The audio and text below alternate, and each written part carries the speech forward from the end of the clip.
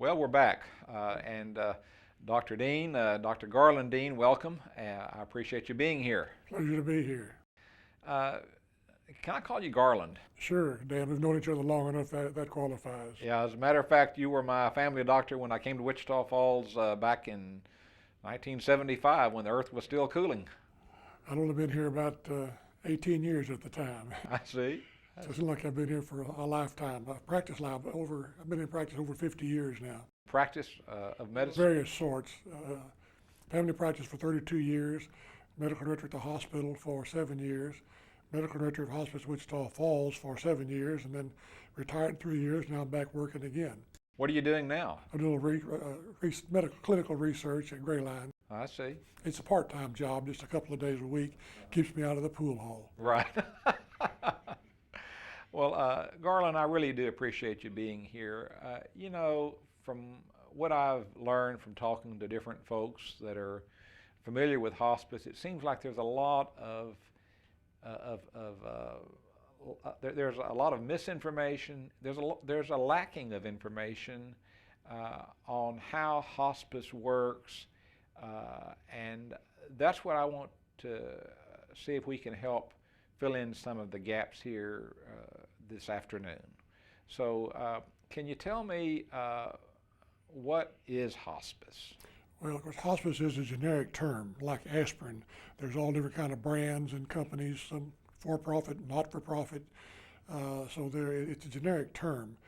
It was started some 35 years ago in England by a nurse named Cicely Saunders. And hospice means resting place. And she opened it up for people who were dying, who needed the comfort and care at the end of their life. And it's has since spread, and now it's all over the world, all over the country, all over Europe. I'm not sure about the Middle East, but it's all over this part of the world at least. And it's Medicaid, Medicare now cover it, private insurance. Most private insurance covers a portion of it at least. Some of the not-for-profit hospices cover no matter what, so that it's designed for those people who have less than 6 months of life expectancy, no matter what the diagnosis is. Well, can you give us some examples of people who would be looking towards going into the hospice program? The most common, and probably the one that most benefits from it, are terminal cancer patients. They tend to have the most pain if they're untreated and left alone. And I can recall 30 years ago, treating cancer patients, I was sticking within the guidelines of accepted doses of narcotics and medications. They died miserably, and I stay awake at night occasionally, wishing I'd done something different. With hospice, that's not necessary. They can die comfortably. We're in a death-defying society that thinks there's a cure for everything, and there are cures for many things. We have the technology to do miraculous things. With immunology and genetics, and nowadays it's just amazing. And people don't really think about dying until they're suddenly faced with a terminal diagnosis. Who makes that diagnosis? Their personal physician. Of course, usually there are several consultants involved, but to become a hospice certified patient, you have to have the certificate, the qualification of having been diagnosed both by the personal physician and by the director of hospice facility, and having a life-threatening illness with a 6-month prognosis. Well, now, if someone has been certified as having a 6-month life expectancy, so that hospice would be something they could consider, where will they receive the hospice care typically? Wherever they are. That's most of the care, home care is, everybody wants to be at home, and we try to give care at home. I say I've been in hospice care long enough, I feel like I'm still kind of a part of it, but we try to give care at home if at all possible. Most people prefer to die at home. Now, can't hospice care also be given to someone who is in a nursing home? Yes, that's home for them. Okay. So that's in a nursing home, yes, absolutely. As our population gets older and ages more, we're having more and more dementia, failure of the brain, if you will, not just failure of lungs and heart, but brain failure. And so dementia patients who have a terminal diagnosis and the doctors think of less than 6 months prognosis can access hospice care as well. Well, can you be a little more specific without getting too detailed as far as medical protocol? But can you give us give the viewer a little more insight as to a typical hospice patient and how they can benefit from hospice? Doctors are not especially good at end-of-life care. We had no training in that. Most doctors still have no training in that. There is no upper limit of dosage for narcotics or any pain medication, and there are all kinds of pain, by the way, too. There's not just physical pain, there's also spiritual pain, family pain, social pain. So hospices have doctors, nurses, aides, social workers who are very important, chaplains, volunteers. I know one hospice in town has over 200 volunteers who go to the home, they babysit, they keep house, they stay with the patient while the family has some respite time, so that there's all kinds of relief that's necessary besides always physical pain. Okay, so it's kind of a holistic approach to Absolutely, holistic approach. Okay. And anyone qualifies as long as they have a diagnosis of less than 6 months, and that is agreed upon by the hospice medical director. Do you find patients and perhaps their families being very reluctant to sign the commitment to hospice as if they are giving up their will to live? Is there any aspect of that? Absolutely. There's a lot of misconception that you go to hospice to die, and there's a certain amount of truth in that. But the fact is, even though we're a death-defying society, everyone still dies. We all would like to have the gift of falling over dead and with a heart attack or dying in our sleep. But the fact is, the vast majority, over 95% of deaths occur due to chronic illness of one sort or another.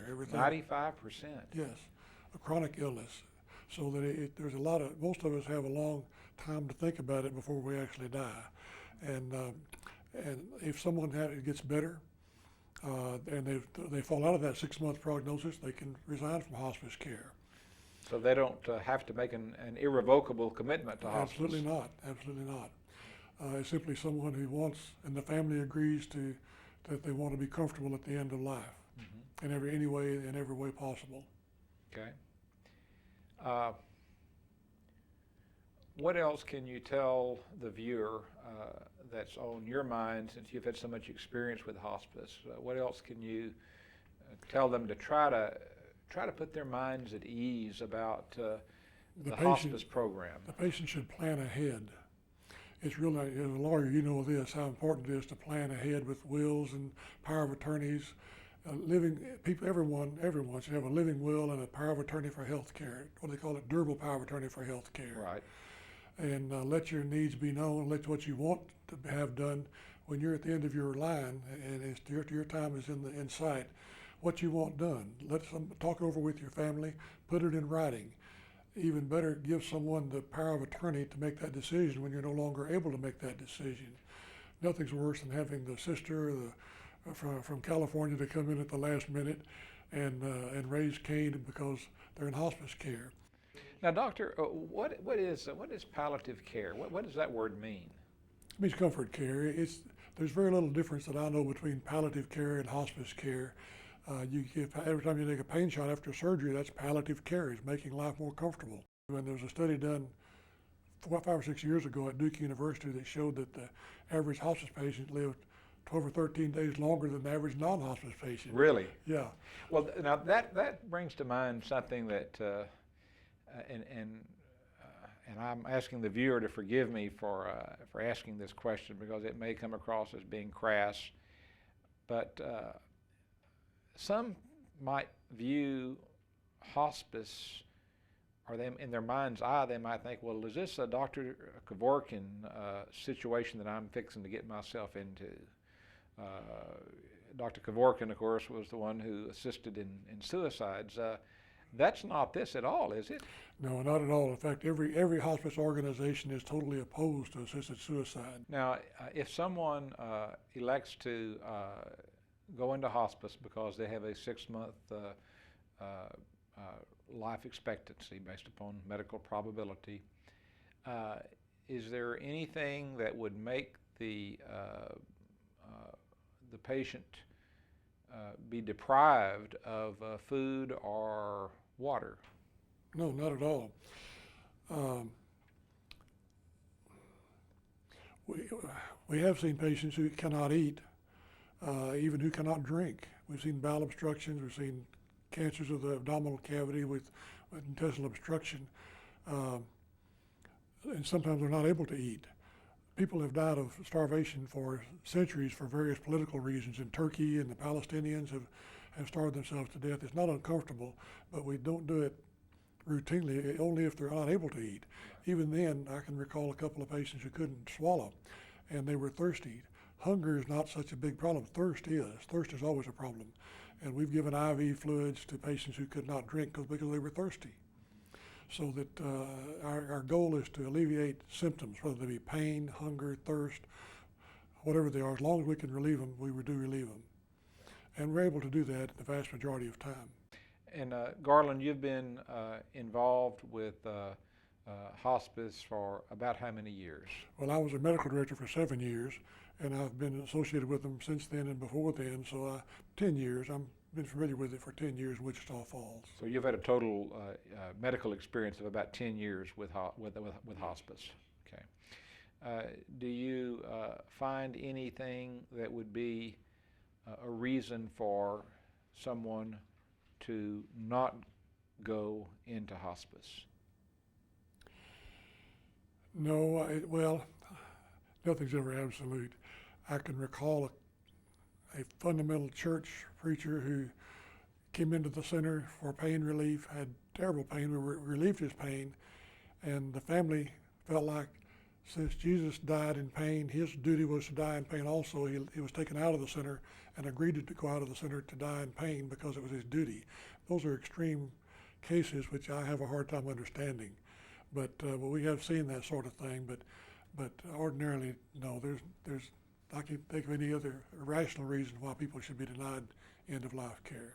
Typically, Garland, how does the family of the patient, how do they deal with their loved one being in hospice? Well, that's a general question, I understand. Yeah, families are encouraged to be part of the care. Again, you can always think of exceptions that pop into my head, but people who are not with families, but most families want to be together as long as possible. And can you elaborate on how respite care works with a hospice? Family care is so intense. They're feeding the patient, they're staying with the patient, they're turning them, they're tending to their needs 24 hours a day. 24/7 is like a mother trapped with a little baby 24 hours a day. Mothers need a little respite sometimes. Need to leave the baby with somebody else for an hour or two to get away a little while. That's respite care. Mm-hmm. And with terminally ill patients, the family needs a little respite, a little time away. Not at a critical time, but at a time that's convenient. And so families need a little break on occasion. I see, and that's what the respite care is all about. That's what respite care is all about. I see. Well, is there anything else that you would like to convey to the viewer about hospice? I think we're pretty well. We've covered most of the high points, right, I think, right, already. I think that one of the biggest things we have is that patients come into hospice too late. How do you mean? We've had patients come into the center and die 5 minutes later. Whether it was a family choice but they need to make earlier decisions about how you want to live the end of your life. Okay, well, let's talk just a minute as we conclude this DVD. When you say they need to make earlier decisions, can you elaborate on that? Most patients know that the end of life is coming, whether it's emphysema, COPD, lung cancer, heart failure.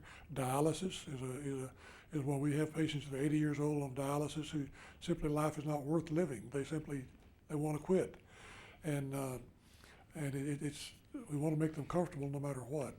And if they can make that choice and put their wishes down ahead of time, you can always retract it. You can always, as long as you're conscious and coherent, you can retract those wishes and change your mind. Right. So if people would put their wishes down in writing, talk to the families about it before the time comes, then it would make things a lot better. You could make earlier choices and get in palliative care, comfort care sooner in life. Easier on themselves and easier on their family, huh? That's right, easier on the family and all concerned. Well, Dr. Dean, I do appreciate you visiting with us so that you can help us educate the viewing public about hospice, and I thank you for your time. My pleasure, Dan. Thank you. Well, I hope that this DVD has been beneficial to you. I hope that the part that Cindy and I had to play will help you in your decision making when it comes to protecting your assets and planning your estate. I also hope that the portion that Dr. Dean contributed to will also be of benefit to you and your family as you deal with these difficult decisions that you're undergoing. Thank you for allowing us to present this to you. If I can be of any further assistance, my office is in Wichita Falls. We're in the Chase Bank Tower on the 8th floor. Our phone number is area code 940-696-5015. Thank you.